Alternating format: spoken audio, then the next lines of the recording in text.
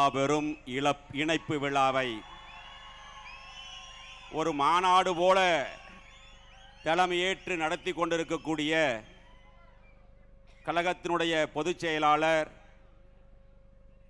உள்ளாட்சி மற்றும் நீர்வளத்துறையினுடைய அமைச்சர் அருமை அண்ணன் ஆனந்த் அவர்களே, இந்த நிகழ்ச்சியிலே வரவேற்புரை ஆற்றி சென்றிருக்கக்கூடிய வருவாய்த்துறை அமைச்சர் அருமை அண்ணன் கே.எஸ். செங்கோட்டையன் அவர்களே, மற்றும் இந்த நிகழ்ச்சியில் கலந்து கொண்டு எங்களுக்கெல்லாம் ஒரு சிறப்பான ஒரு வழிகாட்டியாக எங்களை இந்த இயக்கத்திலே இணைத்துக் கொள்வதற்கு அனைத்து ஏற்பாடுகளையும் செய்து எங்களுக்கு வழிகாட்டியாக இருந்த நெடுஞ்சாலை மற்றும் பொதுப்பணித்துறை அமைச்சர் அருமை அண்ணன் ஆதவ் அர்ஜுனன் அவர்களே, மற்றும் சுகாதாரத்துறையினுடைய அமைச்சர் அருமை நண்பர் அண்ணன் அருண்ராஜ் அவர்களே, மற்றும் அமைச்சர் பெருமக்கள் ஸ்ரீநாத் அவர்களே,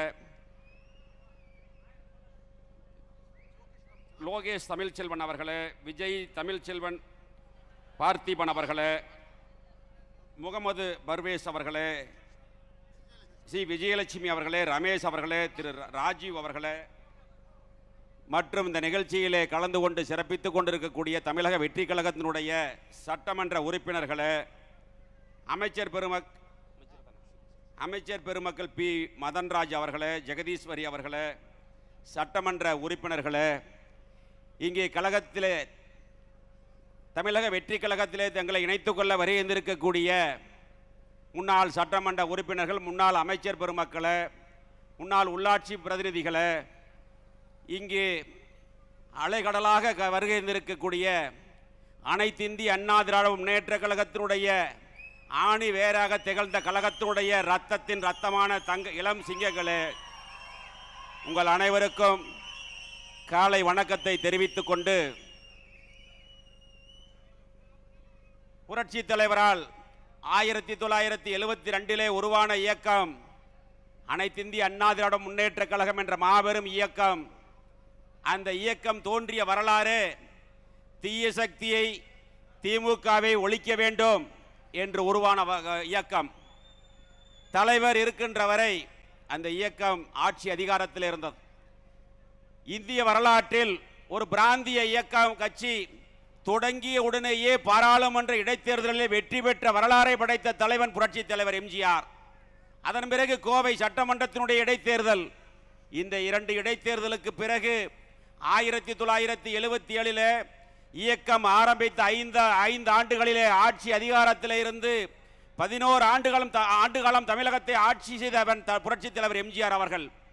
ஆனால் இன்று அந்த வரலாறை உடைத்து ஒரு சரித்திர சாதனை படைத்தவர் புரட்சி தளபதி நம்முடைய தமிழகத்தினுடைய முதலமைச்சர் விஜய் அவர்கள் என்பதை நாம் நன்கு அறிய வேண்டும்.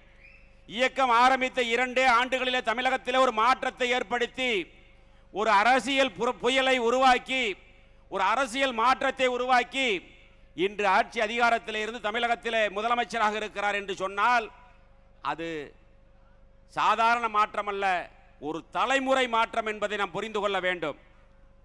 இந்த அரசியல் மாற்றம் என்பது ஒரு தலைமுறை மாற்றம். அதேபோல தலைவருக்கு பிறகு இந்த இயக்கத்தை வழிநடத்திய தங்க தலைவி புரட்சி தலைவி அம்மாவுடைய கொள்கையும் அதேதான்.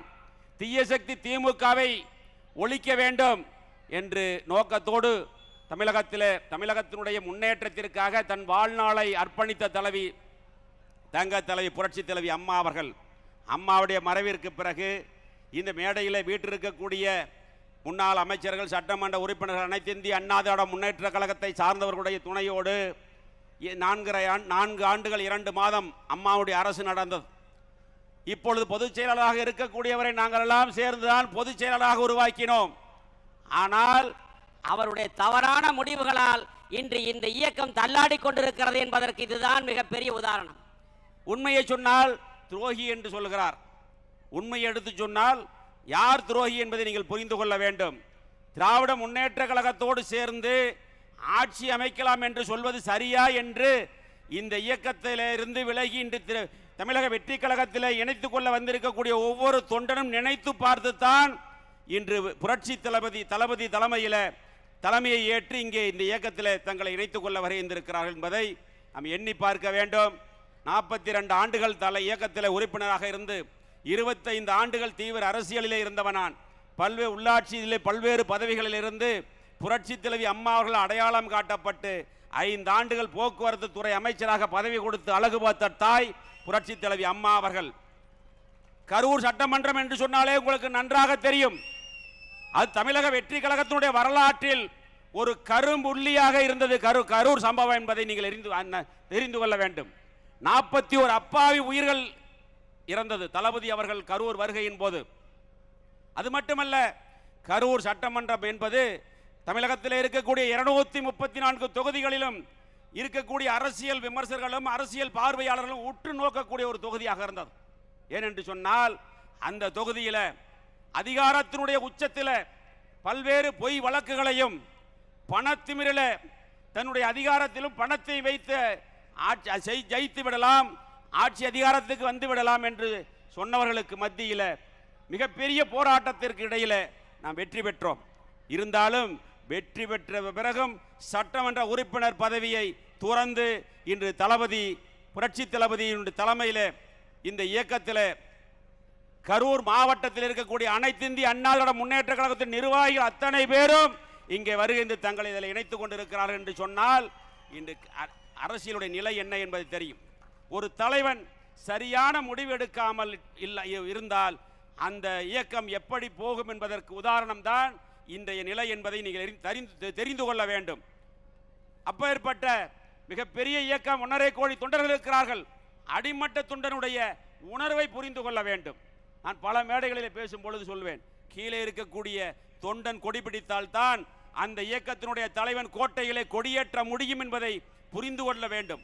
அப்பேற்பட்ட மாபெரும் இயக்கம், அந்த இயக்கம் திராவிட முன்னேற்ற கழகத்தோடு சேர்ந்து ஆட்சி அமைக்கலாம் என்று சொல்கிறார்கள். அதை பற்றி எல்லாம் கவலைப்படாதவர்கள் உண்மையை எடுத்து சொன்னால் துரோகி என்று சொல்கிறார்கள்.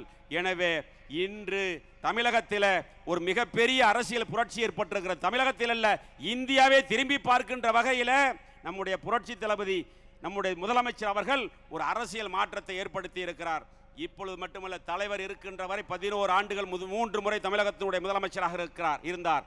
அதே போல இனிமேல் தமிழகத்தில் வெற்றி கழகத்தினுடைய ஆட்சி, புரட்சி தளபதி விஜய் அவர்களுடைய ஆட்சி தான் தமிழகத்திலே தொடரும் என்று சொல்லி இந்த இணைப்பு விழாவில் கலந்து கொண்டிருக்கக்கூடிய அனைவருக்கும் நானும் 2 பேரும் விஜயபாஸ்கர், புதுக்கோட்டையும் விஜயபாஸ்கர், கரூரும் விஜயபாஸ்கர் என்று சொல்லி நாங்கள் இருவரும் மற்ற மாவட்டத்தை சார்ந்தவர்கள் இருக்கிறார்கள்.